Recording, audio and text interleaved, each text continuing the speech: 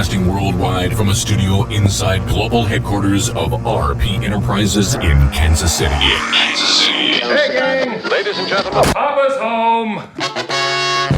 This is the Papa Ron Podcast. File transfer in progress. With Ronnie Phillips and Jillian Gregg. Showtime. All right, we're back, and it's great to be back on the microphone. It's been a minute. It's been too long, Jillian. Uh-oh. Hang on a second. Let's try this. Yeah, check 1, 2. Can I hear you? Can you hear me? Fantastic. Can you hear me? Yes, I can. I can hear you. You're good. All right, fantastic. Welcome back to the Papa Ron Podcast. It's been a minute. Thank you for your patience.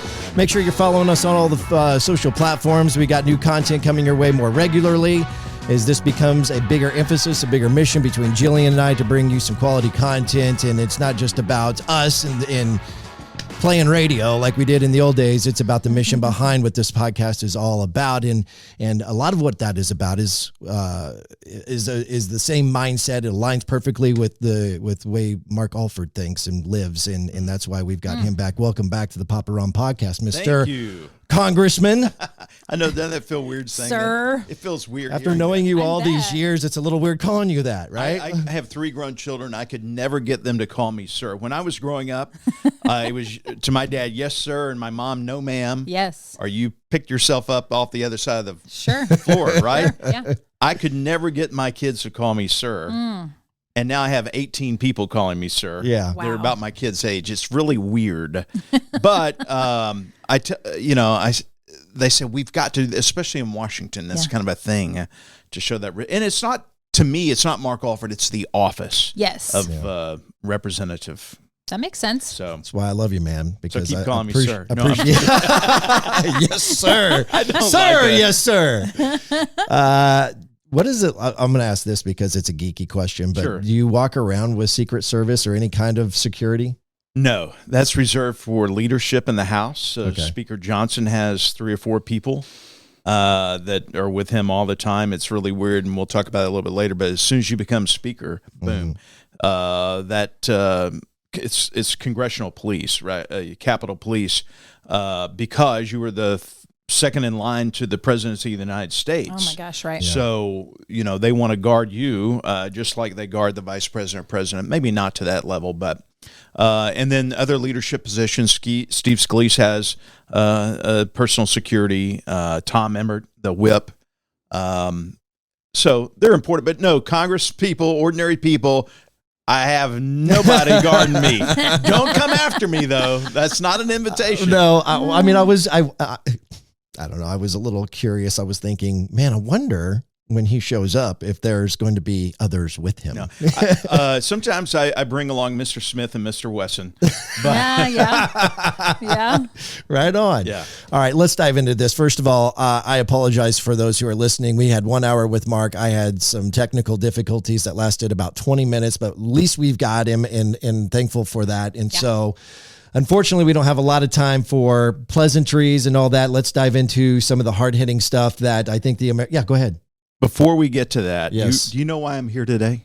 Why? Because you made a promise that you would come back. A year ago. Yes. Yeah. Yes. I said, please have me back on because I want to tell you what it was like after 1 year. So here I am. Man, I love it. And I tell you what, you really came into a beehive. I mean, hornet's nest. to put it nicely. Yeah. Some may call it a dumpster fire. Yeah. Some may call it the shit hitting the fan. Whatever you want to call it. It was not what like most freshmen would be experiencing when they come into office. So, did you ever at any point go home to your wife? Maybe I don't know if you drink or not, but let's just play with me here. Like you're sitting down, you're having a glass of wine, and you're just decompressing for the day, and you're going, honey, what the hell did I get myself into? I've thought that several times, but I didn't want to scare Leslie, and Leslie, and she, Yeah. we gave up everything we had to run for this office, Yep. and so I didn't want to scare her by thinking I had doubts now. Right. But I did verbalize that after Kevin McCarthy got fired, and we were in this melees for 6 weeks without a speaker, and we couldn't do anything. You could not. I mean, the House was not in business. So we couldn't do anything. We couldn't do anything back at home. We couldn't do any work from our offices to help constituents. And I'm thinking, what in the hell did I do? Why am I here? This is so jacked up. And I don't know if I want to do this. I verbalized that once to Leslie and it did scare her because, look, it's not that I look, I love what I'm doing. I love being a representative for 772,047 people, and I represent all of it. It doesn't matter if you're Republican, Democrat, agnostic, independent. I want to be your voice and your vote in Washington. But it did give me a little pause thinking, is this how things operate? Is this how it's going to be the rest of the time that I'm up in D.C.? It's not. Mike Johnson is changing things around. We're getting our, in order. And I think you're going to see some real progress in 24. Okay. All right. So something that I like to ask my kids whenever they go somewhere, whatever, I just ask them what was the best part, what was the worst part. And then it's up to them. Like they can decide if they want to really focus on the worst part, they're going to elaborate on that. So best part, worst part. The best part about being this year? Yeah. This is going to sound corny, but we did 25 town halls in person or meet and greets, which is very rare for a freshman congressman. But I wanted to make sure that people in our district, all 24 counties, knew that I wasn't going up to Washington. I wasn't going to stay there. I'm back every weekend on Friday, Saturday, and Sunday. I usually have a meet and greet at some place on Mondays before I go back to KCI. In August, we have what they call August recess. It's 6 weeks, really. Last 2 weeks in July and then all of August. Okay. I didn't recess. I worked. We had 12 in-person town hall meetings all over the district. A lot of people didn't know this except my staff. I was very sick with something going on with my lower gut. Let's put it that way. Okay. Yeah. But I pushed through it.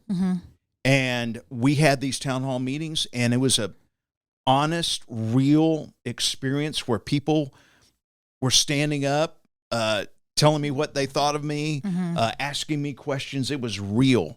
And I wanted that experience because, look, when I was in television, people blow a lot of smoke up your rear end. And in politics, too. Yes. Telling you how great you are. Which is great. I like affirmation, don't get me wrong. Sure. Who doesn't? Right. But I also like to hear, what do I need to do better? Yeah. And people told me. I sent out we have county chairs for each party, for each county, and I sent out a questionnaire. Rate me. What am I doing bad? What am I doing good? What can I do better? How can our office serve people better? That was so the town halls, I think, was the singular most good. That's stupid to say it that way. I think it was the best thing. Yeah. The second best thing that happened was we are working on the Farm Bill this year. I'm on the Ag Committee. We were late in getting the Farm Bill out. It comes about every 5 years. We have a series of listening sessions around the country to hear what people think. I was successful for the first time ever bringing that listening tour, our Ag Committee, to Missouri to hear what Missouri farmers and ranchers and other people think. I brought with me someone from the Ag Committee who's a Democrat, very liberal, but very progressive. His name's Jonathan Jackson. He came to our state fair in Sedalia. We had 400 people show up there. The governor, lieutenant governor, he had never milked a cow. We milked a cow. He didn't know what blue corduroy, what all those blue corduroy coats, what's the FFA? What? I had to explain the FFA to him. He's on the Ag Committee. Yeah. He came that night, stayed at my house. We shared a cigar and a bourbon on the back porch, talked about life. Yeah. Talked about gun control issues, everything you can imagine. Because we don't agree on a lot. Jonathan Jackson is the son of Jesse Jackson. Okay. Who ran for president in the 80s. Yeah. Sure. And Jonathan now and I are friends. Now, we don't agree on a lot politically. Sure. But because of that friendship, he is now signed on to this bill that I've introducing next week, transparency and labeling. You can't call something meat that's not meat. If you go it in a Petri dish, it's not meat. Right. To get a Democrat to sign on to that is like, forget about it. Right. But because of that friendship we've established, he's coming. So this is the second best thing. Okay. I like this it. is a long answer. That's all right. I think the worst thing was just this whole fight over the speaker, watching Kevin McCarthy, who I voted for 15 times in January a year ago to become speaker, and knowing how much he wanted to be speaker, that he gave up really, he hung the anvil over his head himself by this one vote to vacate the chair. One person could call to get him fired, basically, and that's what Matt Gaetz ended up doing. And it was tough to watch that this summer play out.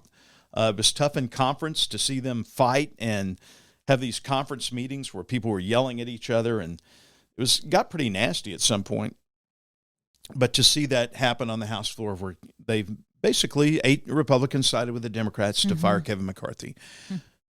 Something good has come out of that. We have Mike Johnson, who's a new speaker, a great man of God. He was a friend of mine before he got this position. And he's just a wonderful person who I think is going to lead us on to greater things. There's so much there, man. Okay. All right. And we got 30 minutes with you. I'm talking fast. No, no, that's all really good substance. I really want to get into the Kevin McCarthy stuff. And I'm sure you knew that I would do that. Do you understand your, the other congressmen or those that voted against him or wanted to get, like Matt Gaetz and the other 7, and the American people, what their issues are with Kevin McCarthy? I mean, you surely have heard them. What do you understand it? What's your, and I know that you're loyal to him. He endorsed you. Right. So, I mean, is that your reasoning for being so loyal to him and voting for him? And I originally, and I said this last year, I thought he was the only person who could get 217 votes, and he was. You could put up Chip Roy or Matt Rosendale or even Matt Gaetz. They're never going to become speaker. Now, they have a function in the House, I think. They present a side of a viewpoint that is needed in America where they're questioning things. I don't agree with how Matt Gaetz did it, but if he had not have done that, we would not have Mike Johnson as speaker now.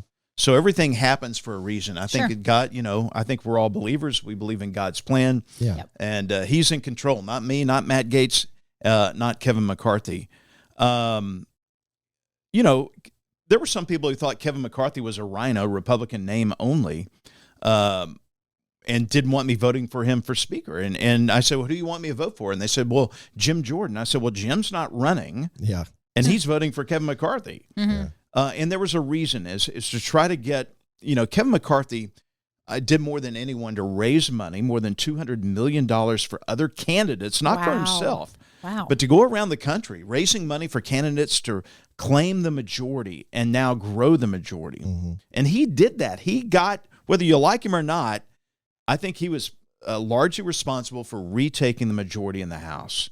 And I thought he deserved a fair shake. Now, what happened was when he got into the room with Biden and agreed on this budget, which was a negotiation. He was in a room with Biden. He was in a room with Biden. Because there was a denial of that. There was a denial from both sides that they both met.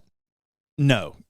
From my understanding from Kevin McCarthy directly, they were in a room together. About the budget. The problem was on the budget, this was back in the spring, they were trying to negotiate, and Chuck Schumer kept interrupting and others because Biden was starting to agree with Kevin, and Schumer and the other Dems are trying to shut down the conversation because they didn't like the way it was going. And Kevin finally said, look, I'm talking to the President of the United States. I'm not talking to you. And from my understanding, it got pretty heated in there as well. When he came back with this negotiated deal for the budget, which I ended up voting against, I thought he gave away too much. Wow. Okay. I didn't know that. It went from a 1-year deal to a 2-year deal, and there were a lot of other things. It increased the deficit even more so than what we had originally voted on for the Limit Save Grow Act.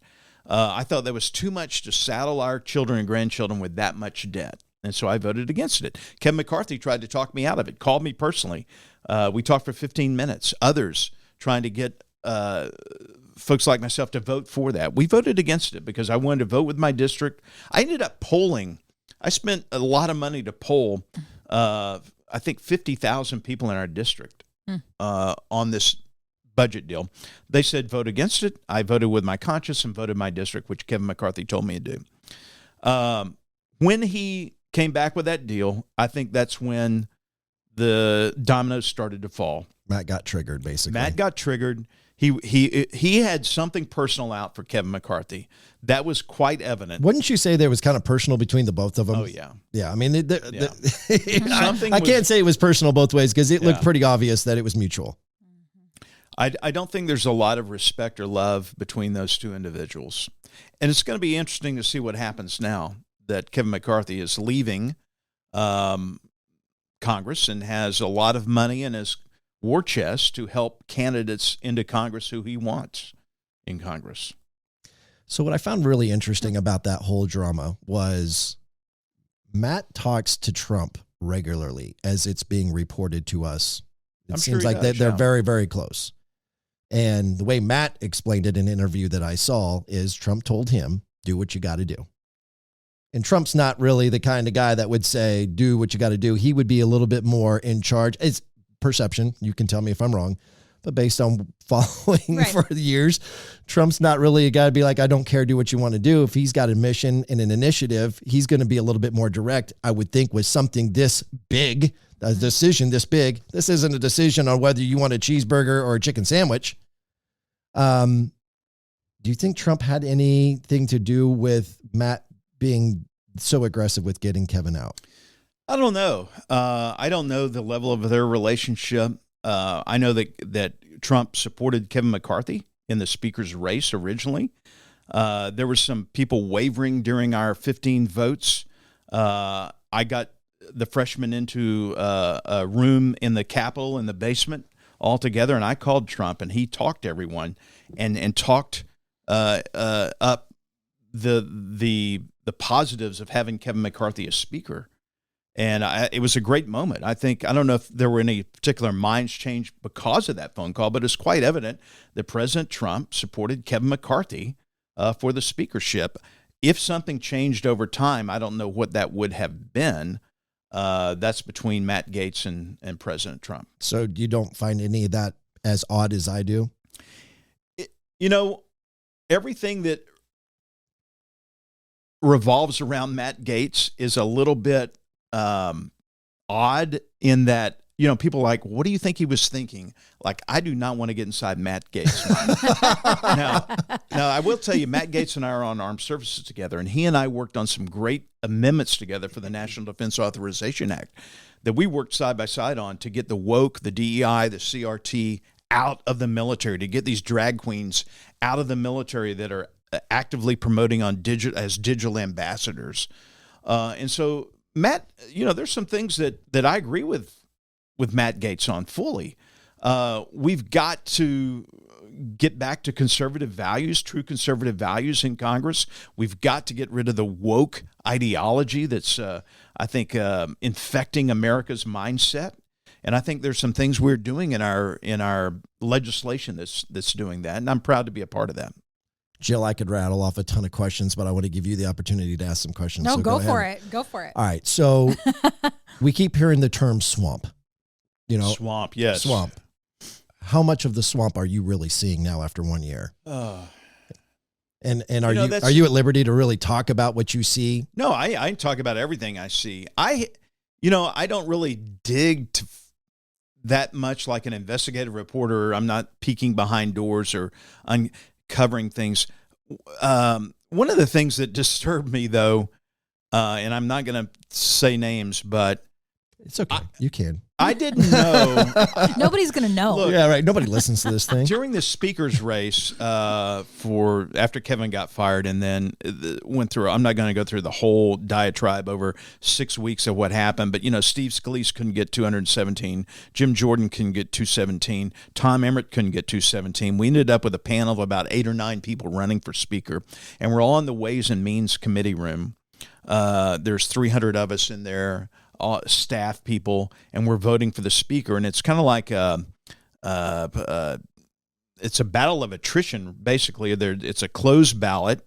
You write down who you want, you fold the paper up, put it in a box. It's really quite antiquated. It takes an hour and a half to do each vote because they got to hand count them. There's 3 counters. They all got to match up. Anyway, in the speeches that each candidate did leading up to this, they also take about an hour and a half where the different members can ask these candidates questions. It's a forum, right? Right. And one of them questioned one of the candidates about when you agreed to vote for McCarthy or something that was going on during the original McCarthy race. You wanted in exchange for your vote a office actually in the Capitol building. And this person did. They requested that because they wanted to be where the action was. Okay. And I'm like, I didn't know I could request something for my vote. I thought you just voted for who you thought was going to do a great job. Right. So I am learning. I think that's Of a bit all swampy. of 1 year, that's the only crummy thing that you experienced. Seriously, It's a little bit swampy. that is. Oh my gosh, I'm looking for something a little bit more swampish. Gritty. Yes, I'm looking for alligators and Slimy and water moccasins. All right, moccasins in the swamp. I'll tell you Come something. on. I'll tell you a little swampy story. So a lot of this part of this job is raising money. Mhm. All right, I'm constantly I'm already starting to campaign for next year. Right. Yeah. You got to run TV ads, radio ads, Yeah. newspaper ads, pay for signs, pay for staff. So you're constantly raising money. So you meet with people who have concerns, lobbyists, basically, and they want to support you in your run for Congress. And what I tell them is, look, if you give me money, that doesn't mean I'm voting the way you want me to vote. You are my encyclopedia. I am learning from different lobbyists on how things work in your industry, and so I can make informed decisions. But just because you give me money doesn't mean that I'm going to vote the way that you want to. That part of the system, though, just the overall meeting with lobbyists and hearing their concerns, I mean, I've learned so much. And I do research on the other side as well to see what the constituents want and to verify the information that they are giving me is accurate so that I can make an informed decision on the way I vote. Mm-hmm. But if there's anything in Washington I don't like, that is it. Having to raise money from special interest groups. And some don't do it. Like Matt Gaetz, he says he doesn't take money from anyone, and that's why he does small dollar donations only. But that's very rare. I don't know of too many people in Congress that just take small dollar donations.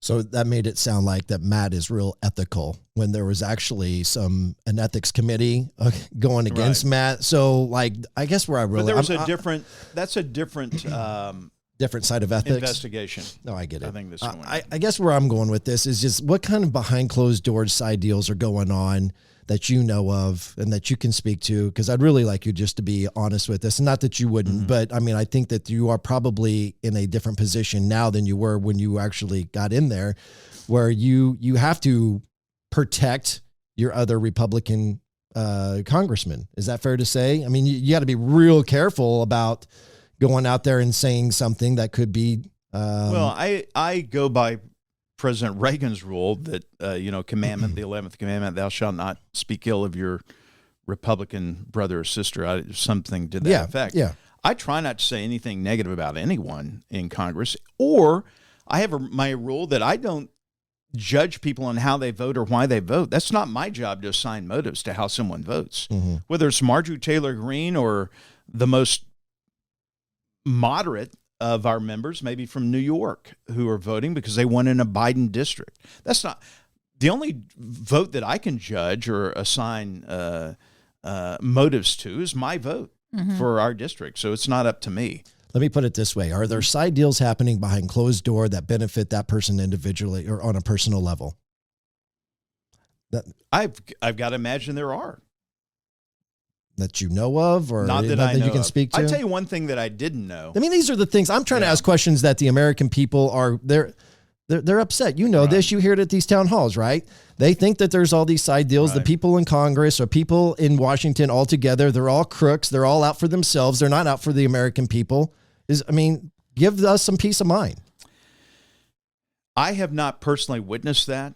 I did not know that, for instance, during this whole speaker's race, when Steve Scalise couldn't get 217. Yeah, that surprised me. I didn't know that Kevin McCarthy didn't like Steve Scalise. And there was this bad blood. This is what percolated out of this 6 weeks thing, and all of us getting together in this room and having to be in the same room for hours on hours, all this stuff started coming out that I'm like, what are you talking about? I had no idea that there were things that were said, not necessarily between those two, but said or done years and years ago that people were hanging on to and were trying to get someone not elected or get someone elected as speaker based on what happened 5, 10, 15 years ago.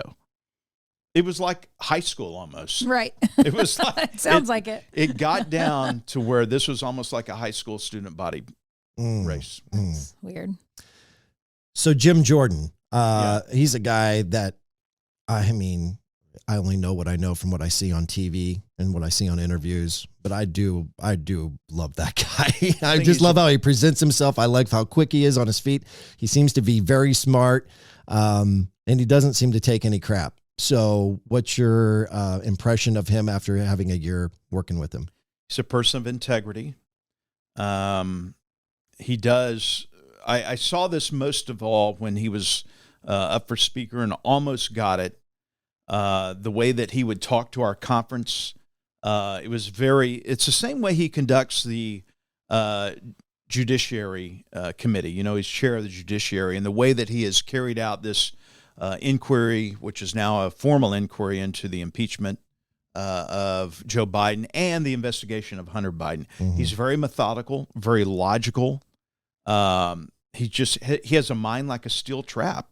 And you combine that with, I think, the integrity that he has as an individual and as a true conservative. I think it's a winning combination for what we need more of in Congress. That's very targeted, and yet I think fair in a lot of ways. I think one of the things that Democrats look at us and think that we are somewhat radical because we're not being fair, we're not being just in our, especially when it comes to Hunter Biden and Joe Biden, and I call it the Biden crime family. But what is more just than having a formal impeachment process to where you're not automatically filing articles of impeachment like they did with President Trump and having a sham trial basically and trying to get him out of office? We are doing it the right way, and Jim Jordan's part of that. Trying to rebuild trust, too, in the process. This is the second most important thing that Congress can do, aside from declaring war, is the impeachment of the president, or as we're trying to do with Secretary Mayorkas as well, because they have put our nation at risk. I firmly believe that. I think when the facts come out, you will see that this is the most compromised president we have had in U.S. history. Okay. And I agree with you on all of that. Obviously, our politics align in this room, but this whole Hunter Biden thing and this impeachment, is there anything that's really going to happen?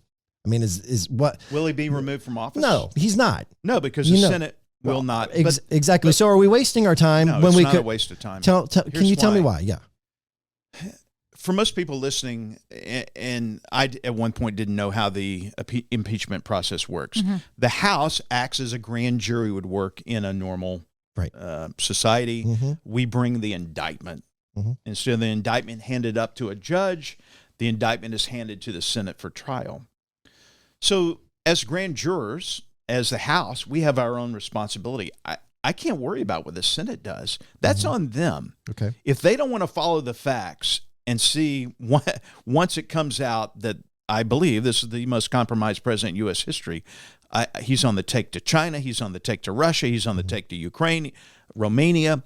All this money, more than $20 million that's been funneled in through all these different LLCs that's been set up and gone to members of his family and some checks written to him as, quote, reimbursements on loans. If they can't follow that and convict him and remove him from office, that's on them. We have to do our jobs. So will something come of it? If he's not convicted, I think what will come of it is hopefully people will see the truth. But we've got to get beyond the politics of this and get to what is best for America. Is it best for America for the President of the United States to be compromised? No, I agree. I guess what I'm saying is that I get real sick of all the smoke and mirrors where you hear all of this, we're going to go do this. And it's all like this big news stuff. And then nothing ever happens. Yeah. Just like, Hillary Clinton and all the crap that came out about her and what she did wrong with Benghazi, and nothing ever happened to her. Nothing. And then we went before Congress. She was railed by all of the Republicans, and then nothing ever came of this. I really have no faith in the fact that anything's ever going to happen to Hunter Biden. Should I? Look, Hunter Biden's a different story. He is a bad example, but you see where I'm going with it. A lot of legal jeopardy right now. And you have 3 committees. Jason Smith from the Ways and Means Committee investigating from a tax perspective for tax cheating, not paying his taxes, fraud in that regard. He has the IRS whistleblowers that have come forth with some, and they're Democrats, and they've come forth with some very damning testimony. You have Jim Jordan on the judiciary, and you have James Comer looking at it from the Oversight Committee. So I think something actionable will happen with Hunter Biden. He has already, in my viewpoint, committed contempt of Congress by not showing up for a legitimate subpoena to appear behind closed doors to give a testimony, a deposition, basically, so that then they could get him in front of the committee and ask him in shorter versions these questions that are more refined after a deposition. That's the way it's always been done, for him to flaunt it in front of the to go on the Senate side outside and flaunt that, hey, I'm here. No, you're not here. You're not in the deposition room. Yeah. So I think something will happen to Hunter. But by exposing him, Joe gets exposed, and is all of that going to get done before the election? I doubt it. You could have here's the thing. I don't want to seem that I'm so in favor of impeachment. I'm not in favor of any president being impeached. I would hate to see a president be impeached. But if the facts lead to that, then that needs to happen. Does that make sense? Yep. Yeah, for sure. Our country, I think the respect that we have lost since President Biden has been in office, the way he pulled out of Afghanistan, the way he's handled Russia, the way he was delayed in getting to condemn Hamas for its brutal attack on Israel. I think around the world we have lost respect in the 2 short years that he's been in office. Or what is it, 3 now? We cannot afford another term under President Biden. You have something? I've got one more question. We've got 10 minutes. Go for it if you got a question. No, you can ask whatever. I'm just going to want to ask about, I'm assuming you have some goals for 2024. Yes. I mean, like top 3, I don't know. But don't use all 10 minutes answering that question, because I got one more question too. We are doing our goal setting. I will tell you, back in the district, yeah. I'm so excited about this. I have 9 people that work with me up in D.C. I have 9 people here in our district. We have 3 offices, one in Raymore, one in Lebanon, one in Columbia. Our caseworkers have done amazing work. A lot of people forget about Congress. It's not just working in D.C. It's mainly here for the district. As I said, I represent 772,047 people. In less than a year, we have solved more than 700 cases that people have come into our office with or on the phone call. We have returned more than $500,000 to taxpayers, the money that was due them, Social Security payments. Just last week, one of our workers has been working with this guy that he had not been paid his Social Security payments for over a year. They were going to foreclose on his house, the bank was. He was in desperation. Our caseworker worked with him. That money, over $100,000, went into his bank account last week that was due him. And he's going to get to keep his house. Wow. That's why I'm in Congress. Man, I could use more stories like that coming out of Washington, D.C. instead of the other crap that we get from the networks. All right. Why is Paul Ryan meeting with Speaker Johnson? What's going on there? Okay, so there was a picture of him coming down the steps. Makes me feel really uncomfortable. So I was not there for that, but there was a ceremony in the Rayburn Room or somewhere, a goodbye party for Kevin McCarthy. And I think Paul Ryan was there for that because all the past speakers, we had one for Paul Ryan a couple of months ago. He was in the Rayburn Room unveiling his portrait for the speaker's lobby. Okay. And so all the former speakers come there. Boehner was there. Nancy Pelosi was there. Newt Gingrich was there. I saw them all. Okay. So I don't think it was some covert planning Well, operation. that makes me feel better already. I appreciate that. I can ask Mike Johnson about it. Yeah, could you? Yeah. And report back to us, and then we'll update all the people. Man, I really appreciate you being here. You got another pressing question or two. Okay. What is the Republican? Sorry, let me get this straight. I am again disappointed in the Republican presidential race and how these debates are going. I was embarrassed when we were talking about little hands and all of the things that were going on. Well, I guess was that 4 years? That was a long time ago. Yeah, it was a long years, but it was the first time that I had ever watched a presidential debate where I just felt gross. You know, like what is this? What this has come to? Yeah. And I feel like even though Trump hasn't been participating in these debates, we're kind of going down that road again. What's your feelings of the candidates that are out there, and is there any possible way that Trump won't be able to run because of what he's been up against, or is he pretty much or is that what's best anyway? Give me your thoughts. One of the biggest problems with the debates is we no longer have Jim Lehrer. We've lost that type of stalwart, objective journalism. So anyway, on that end, that's totally separate than what you want to I think hear. it's a valid point, though. It's kind of devolved into something P.T. Barnum would certainly be proud of, a three-ring circus. Yeah. Now, you can place blame on how it got there. I'm not going to do that. As for President Trump, I firmly believe this is political persecution.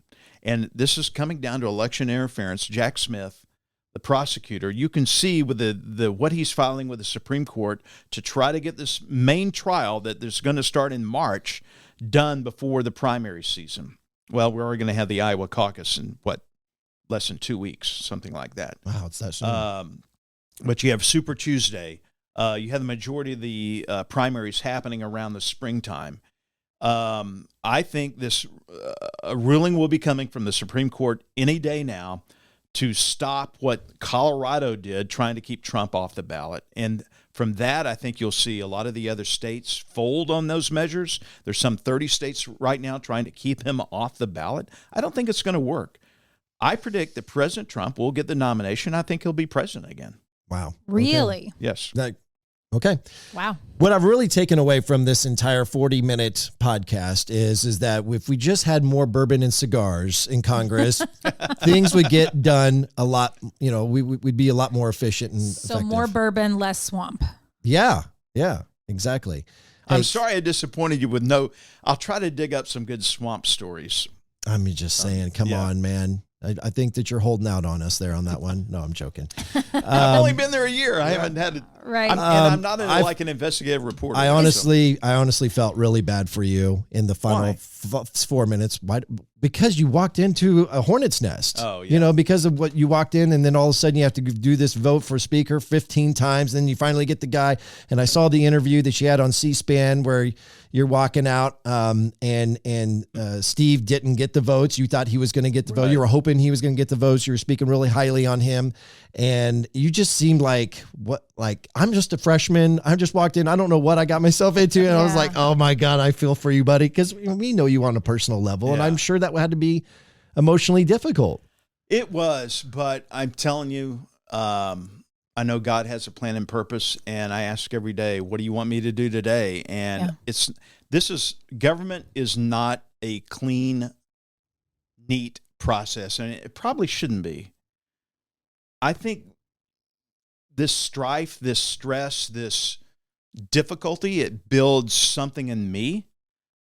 It opens my eyes. I was naive in a lot of ways as to what goes on. Mm-hmm. But I'm learning every day. And every day that I learn, whether it's from a fellow Republican or maybe someone like Jonathan Jackson, I'm learning how the process works and how I can be the best congressman that I can be for our district. And at the end of the day, whenever that is, that I walk away because the voters or God doesn't want me in office anymore, I can say I did my best to learn as much as I could to be the strongest, loudest, most consistent, unwavering voice that I could be for our district. Do you feel optimistic, real quick, that, because a 2-year term is so short, right? It's very short. That was a quick year that you sat Yeah. here with us and you're back again. Yeah. And then a year from now, like either you're starting back again or you're I'm not, starting right? now. Yeah. Right. But I'm just saying, like, do you feel optimistic that this next year will be as productive as the last one was when you're also campaigning and having to do all the stuff to get back to keep your spot? I think it's going to be more productive. Good. I'm on Armed Services Committee. I'm an Ag Committee. I'm on Small Business Committee. We're doing some great things that will never make the news, but are helping real people in real America. And you can go to our website, offer.house.gov. You can see the bills that we have gotten passed in the amendments, 12 as a freshman this year, helping real people, helping veterans, helping farmers, helping small business owners. That's why I'm optimistic. The little things that I can do to move the ball forward. I'm not throwing touchdown passes. I'm not Patrick Mahomes, all right?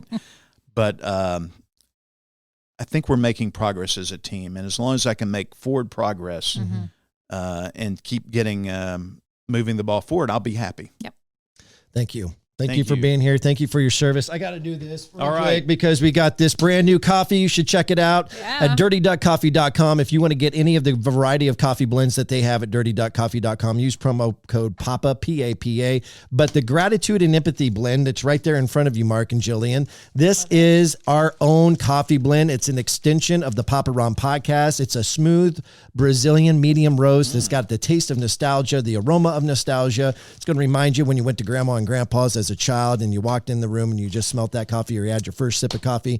But it's not just as much about the coffee as it is about the mission and the power of starting your day with gratitude and empathy, being thankful for what you have versus what you don't have, seeking opportunity to serve others and being empathetic to others when maybe it doesn't feel convenient to do that at that particular time. So start your day not only with a cup of coffee, start it with gratitude and empathy and start your day right. So again, Mark Alford, thank you so much for being a friend. Can we get you to promise to come back in another year from now? I'll be back next year. Same bat channel, same bat time. Is this going to be the annual? Annual. I hope we're going to do this every single year. It beats me having to pay a therapist $80 for an hour. So I can just have my therapy session here with you. Thank you so much. U.S. Congressman Representative Mark Alford. Sir, yes, and Sir Mark Alford. Thank you for being here on the Papa Ron Podcast. You've been listening to the Papa Ron Podcast. If you enjoy this podcast, hit subscribe now on the podcast platform. Follow the Papa Ron Podcast on Facebook, Instagram, and TikTok. And while you're there, like, comment, and share. Until next time, thanks for listening to the Papa Ron Podcast. Papa Ron Podcast. Papa Ron Podcast.